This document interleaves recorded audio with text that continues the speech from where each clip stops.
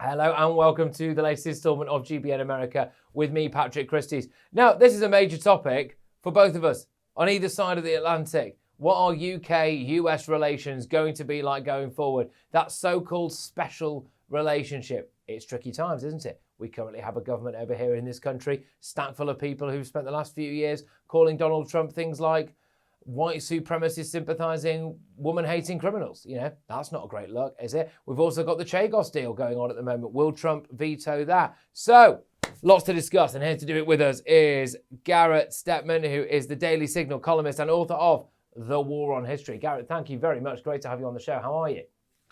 Thank you very much. It's great to be here.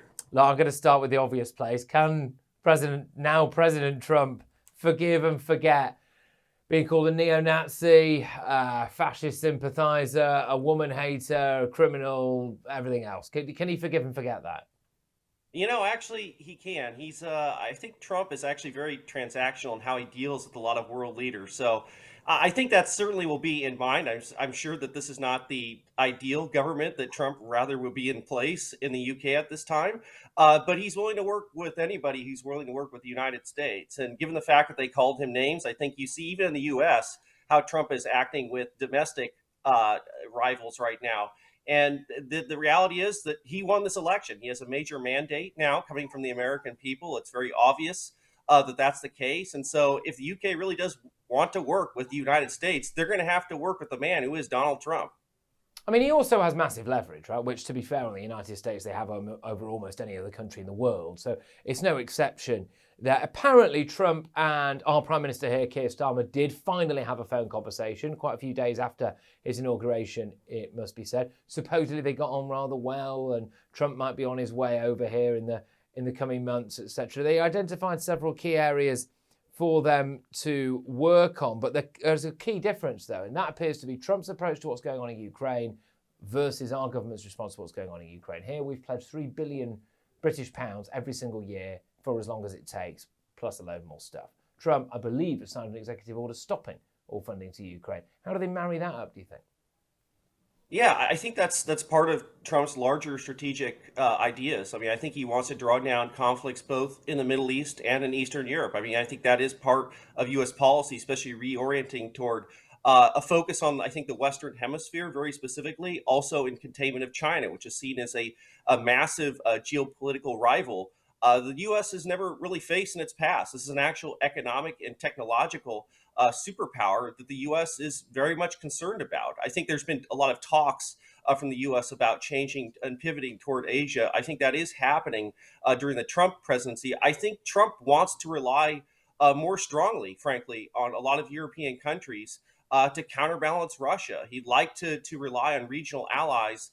That's why he's pushed so hard for increasing NATO funding, or excuse me, military funding for a lot of NATO partners, because he wants to rely on stronger allies. I think that's how Trump assesses allies based on their strength and what they can do for the United States. Obviously, we hope we can do a lot for other countries where we are a massive superpower.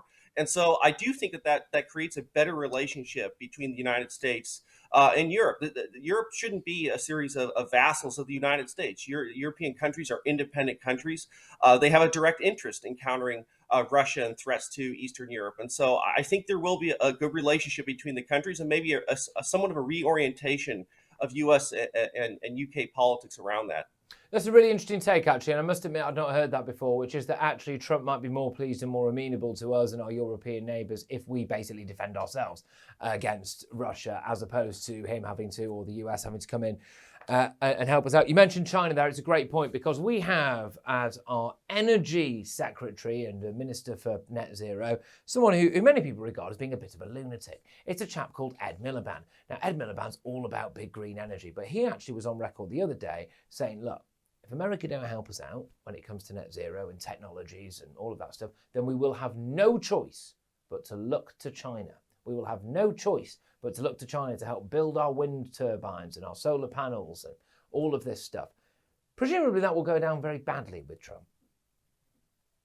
It'll go down very badly, especially because the Trump administration is prioritizing cheap energy. I mean, that's a big push from this administration, getting the cost of, well, frankly, everything down when it comes to energy. The U.S. is a huge supplier of oil and natural gas.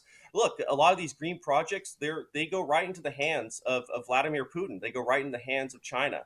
So pushing the green energy outlook is just going right into the hands of the enemy instead of the United States, which I think will be producing a lot more energy in the years to come because of the Trump administration. It might not exactly be super green energy as many bureaucrats in Europe want, but it will be good, cheap energy, and there will be a lot more of it based on the policies of the Trump administration. It was a priority during his first administration. I think it actually helped keep the peace, keeping energy prices low. When those prices went up, there was a major war that was started in Eastern Europe. And so I do think that's going to be a priority during the administration. And then let ultimately the people decide how things are. I think they'll like things to be a lot cheaper and a lot more efficient in the economy.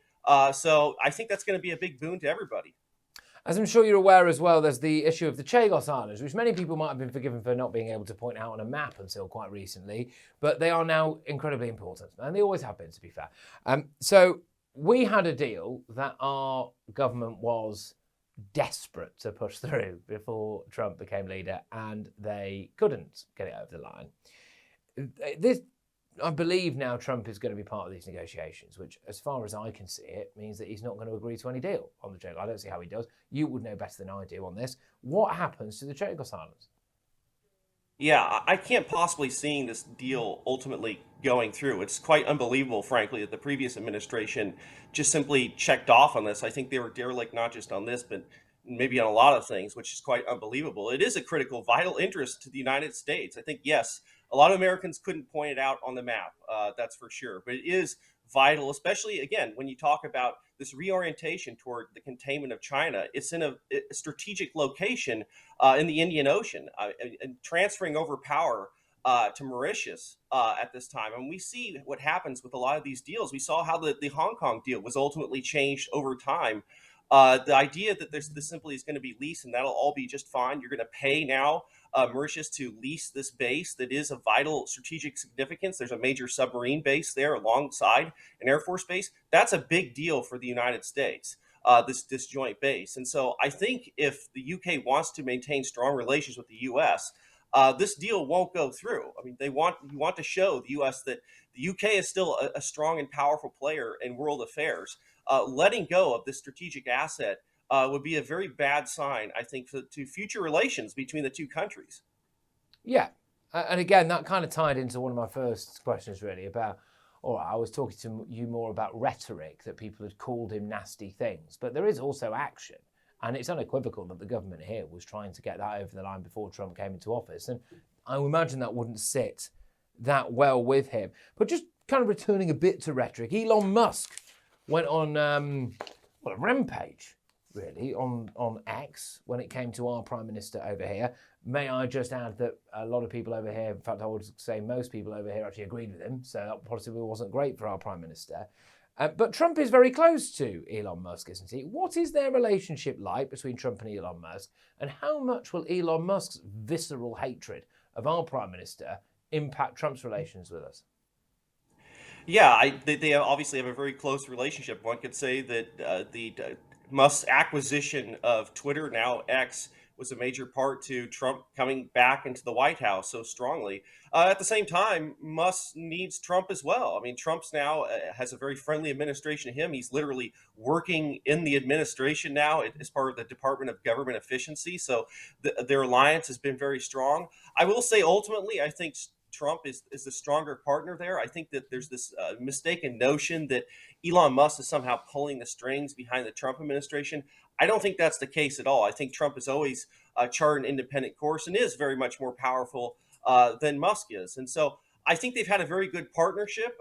Musk has oftentimes done what Trump, I think, would want to do. They follow their own paths on this. I do appreciate the fact that Musk is bringing debates back to the UK and back to parts of Europe that hadn't existed in the last few decades. I think that's a wonderful breath of fresh air. I think he cut through a lot of the censorship that had been going on within the United States and social media, and will in the UK as well. I think that's a fantastic thing. I think Americans see this interjection of this debate is incredibly important.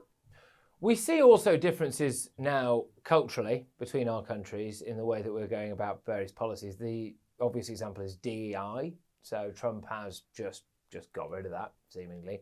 over here, we seem to do the opposite. I mean, our Foreign Secretary hoisted the bisexual pride flag outside the Foreign Office. I think Trump has just ordered that those flags are all removed from there. That's a visible example. Another visible example is when it comes to illegal immigration. The Trump administration is doing whatever it's doing to clamp down on illegal immigration. Over here in this country, we've had more than these numbers, by the way, might not sound a lot to you, but obviously we are a much smaller country. But we have more than 1,000 people come across the English Channel since New Year's Day. It's probably closer to 2,000 now. We are even paying for illegal migrants to have driving lessons. Some local councils are. Whilst local council tax is going up by 25%. You get where I'm going with this. There's a difference there on key cultural issues when it comes to immigration, things like gender identity, diversity politics. How can those two administrations work together? Yeah, it's unfortunate to see the UK take some very, I think, bad American ideas and dial them up to 10. I think, fortunately, the US has, we expend so many bad ideas and ultimately get to the right one, I think. We have on this issue, the pendulum swing is so immense, especially on the issue of immigration. I mean, just compared to the first Trump term, how many Americans are now absolutely for deportation of illegal aliens, and even a question now, legal immigration too, in many cases, want a reduction in immigration policy. So, and that's happened in a very short period. I don't see that ripple necessarily happening right now in the UK, but I do think that what's happening in the US is going to spread to other countries. I think it already has. And I think that especially as they actually succeed in the United States, the example is there. It's going to be hard to question that in places like the UK. Why is the UK not doing something similar? Look, I think it's going to be a massive problem for our administration here. Massive problem. If Trump gets things working and it unequivocally works, and you think, well, the blueprint's over there, why aren't we doing it? Just very lastly, Trump has got an affinity for the United Kingdom in a way that I suspect he doesn't have for many other countries. He's got family roots here. He's an unashamed monarchist, fan of our royal family. He's got business interests here, big business interests here. Does that count for anything, do you think? Do you think he in his heart has a soft spot for Great Britain above, say, the likes of France or Germany or anything? I think he does. I mean, there has been a special relationship since the end of World War II that has been productive for both countries. I'm not saying that Trump won't continue to be transactional in how he deals with the UK as he would with any other country, but those longstanding ties, they do mean something. I think if the UK shows that it's going in the right direction in the near-term future, those ties will continue to be strong. I mean, it's the UK's largest trading partner in the United States. Obviously, the US hopes to continue that as well. And so I do think Trump, I do hope that one of his first trips will be to the UK as president. I think that will happen. This is an important partnership, maybe the most important alliance in US history. So I think there's a very good reason for the United States to continue that. I just thought, I covered this at the time, but Trump's inauguration, and when he stood up, and I think the first words out of his mouth were, the golden age of America awaits. He went on to say things like, I was saved by God to make America great again. Things like, we will not be denied our glorious destiny. All of this stuff. And compare and contrast that with our Prime Minister a week or two after being elected, standing in the garden outside Downing Street saying, things are much worse than we ever thought. It's going to get worse before it gets better. And you just think, goodness gracious me. What a contrast, hey? What a contrast. But that's the American optimism for you. But on that note, Gareth, thank you very much. Great to have you on the show. Really look forward to talking to you again very soon. Good luck over there. I'm a little bit jealous, I must say, that things are going the way they're going for you at the moment. But you take care, mate. All the best. That's Jarrett Stepman there, the Daily Signal columnist and author of The War on History. Take care.